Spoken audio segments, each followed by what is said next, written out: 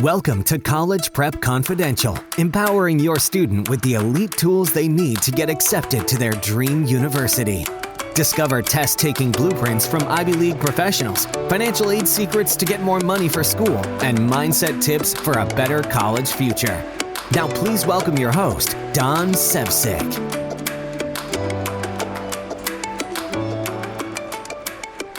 Episode 33. This week, we're digging deep, like a miner, into those fantastic tools called mental models. Now, if you've listened to prior episodes, we covered a few of these mental models in those episodes. But if you didn't catch those, let's give a quick recap into what mental models are. I like to model performance. And by modeling, I don't mean standing in front of the mirror, posing and checking out my clothes and my smile and taking selfies for Instagram. By modeling, I mean finding out who is the best, the top few percent in any industry, figuring out what they do, how they think, and how they behave. And then what I want to do is model that behavior. And the reason why I do that is because it's a shortcut to success. Why would you study the middle 50% or the bottom 40% when you can just look at the top 5 or 10%? So for mental models, when I dug deeper into the mindset of people like Elon Musk, Warren Buffett, his business partner Charlie Munger, I discovered they all had something in common. They use these little tools called mental models. Now, if we think of the brain as a toolbox, then you are only as good as your tools. And one of these tools they use is called mental models. Mental models provide frameworks and filters to run your thinking and your decision-making through. Now, over the course of the last few years, I've discovered over 90 mental models. But for this episode, I want to cover 2 of these mental models. One is called multiplication by zero, aka the weakest link. And the other one is called systems versus goals. Now think of these mental models as cheat codes to a successful college career and beyond. Out of all the tips and tricks I've discovered in my life, these mental models by far rank in the top 3. I've seen average people accelerate their careers. I've seen businesses explode, and I've seen brilliant ideas created out of thin air, all thanks to these fascinating tools called mental models. Now, you can use these mental models in school, for college prep, for your job, for your relationships, and beyond. To start, let's see how I've used one of these mental models before to help students with math. Now, back in the day, I once worked with a student who needed help in algebra. She was on the verge of failing, and she came to me saying, "I'm just bad at math." Now, when I hear a statement like this, it's a generalization. So the first thing I like to do is dig deeper. So I asked her, "All math?" And she said, "Well, it's these factoring problems." So this one question alone I asked isolated the type of problems she struggles with. Now, upon further practice, I discovered she struggled with a particular type of factoring problem. This type of problem requires exponents, multiplication, and division. Now, when I first met her and did a quick assessment, I found out she was wonderful at multiplication and division. She knew it easily, like the back of her hand. But the factoring with exponents piece is where she struggled.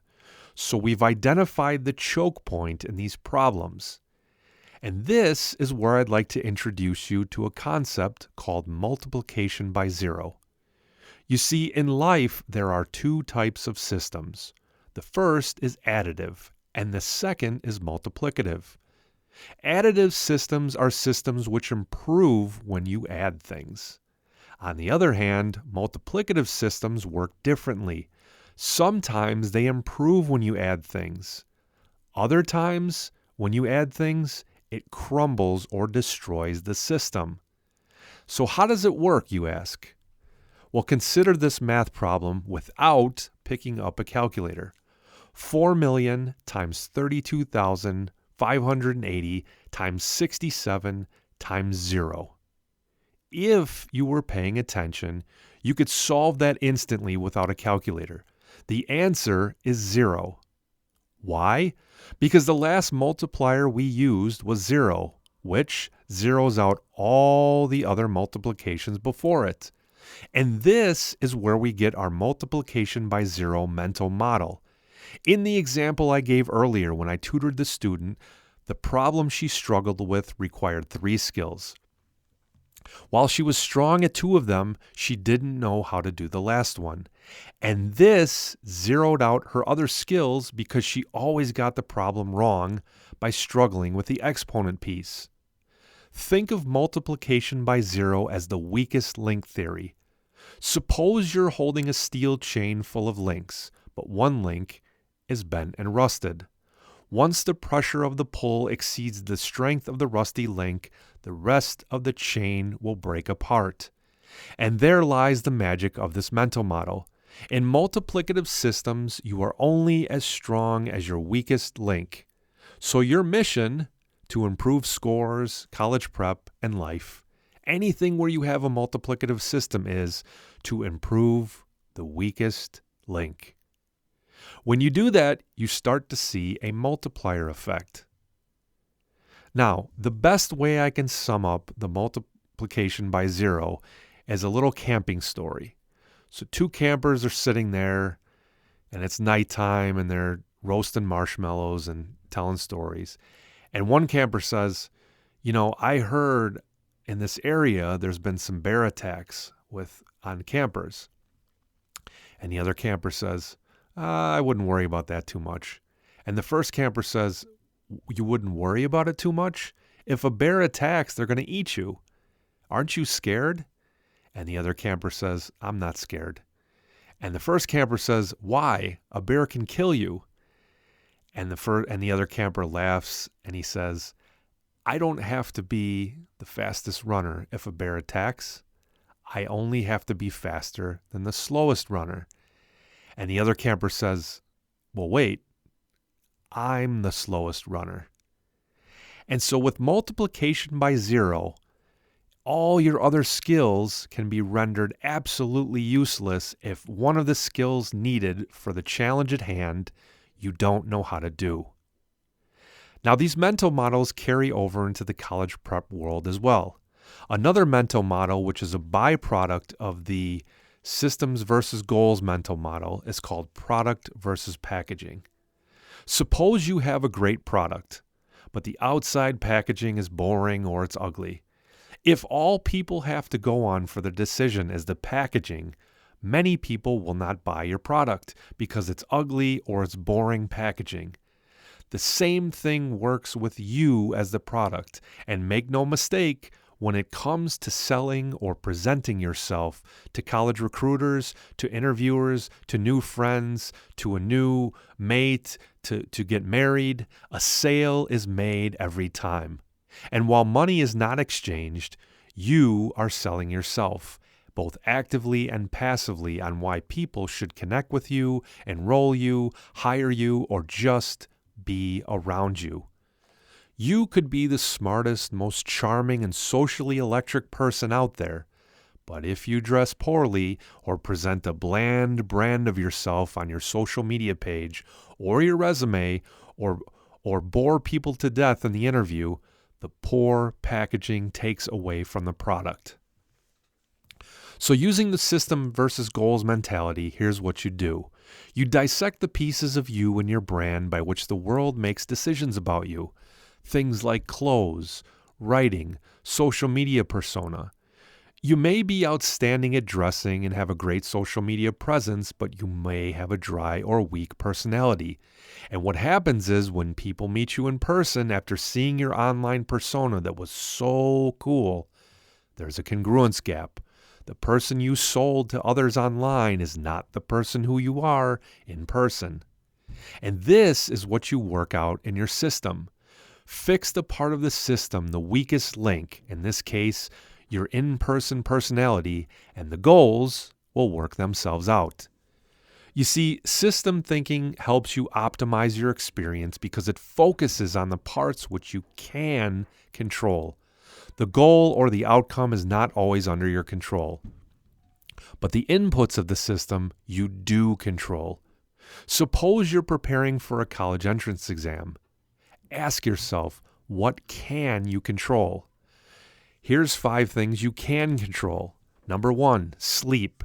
You could get a good mattress and pillow to guarantee a good night's sleep, which recharges your brain. Number 2, diet. A poor diet hurts your calculation ability on exams, your thinking ability, your ability to reason, which hurts your exam scores. Think of your body as a car. Would you give it poor gasoline or no gasoline? Oh, you drive a Tesla or you like electric cars? Would you have a poor battery which gives you low mileage? No, you would not. You'd want the best battery and components possible. Number 3, study habits. Personally, if I'm preparing for a college entrance exam, I'd want to find the smartest kid I knew who did well at exams and find out what they did and how they thought. How did they save time? What tips and tricks do they know? Number 4, I'd work my practice tests until the questions became second nature. You got to treat this like a video game. The more you play, the more hints and cool tricks you find out. And the more you play, the easier the game gets. And make no mistake about it, college prep, jobs, relationships, and life as a game. It's the way you play that determines how you're going to succeed. And number 5, I'd work on my mindset. I'd march into that exam with the assumption that I'm the best test taker on planet Earth. I'd have a mock exam pinned up on my wall with a perfect score, reminding me all the time of what I'm capable of. This would help prime my subconscious to start assuming I'd already passed the exam before I ever started. These things you can control. These things are all part of your exam-taking system.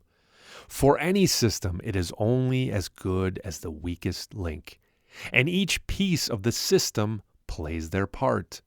So optimize the parts, you optimize the system. When you optimize the system, you jack up the probability of achieving your goals. Now, we've covered a lot in this episode, and I want to help you crush college prep. So I've put together a list of export resources for you to help you strengthen the weak link and avoid the multiply by 0 problem for college prep. These resources work on the systems versus the goals mental model. Resources like test prep, financial aid, and mindset. And if you want to check them out, go to cpcshow.com. That's cpcshow.com. If you like this episode, why don't you subscribe to stay up to date on a treasure chest of college prep resources and tips? Thank you for listening. That's all for this episode of College Prep Confidential. To discover how to give your student a better future by increasing financial aid, improving test scores, and reducing stress, visit our website at cpcshow.com. That's cpcshow.com.